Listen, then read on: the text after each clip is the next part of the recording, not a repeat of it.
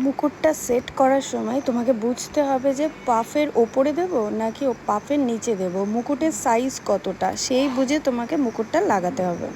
এটা দেখো মেজারমেন্ট করে তোমাকেই দেখতে হবে যে কোথায় ভালো লাগছে। এখানে ভালো লাগছে কি? এবার ভালো লাগছে। তার মানে এটাকে তোমায় বাঁকাতে হবে, ঠিক আছে? কারণ ওই পজিশনে হচ্ছে না।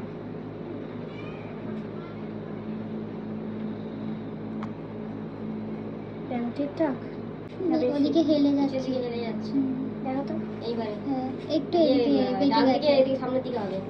হ্যাঁ এই ডান হাতে ব্যাস ব্যাস। ঠিক আছে ঠিক আছে, পারফেক্ট।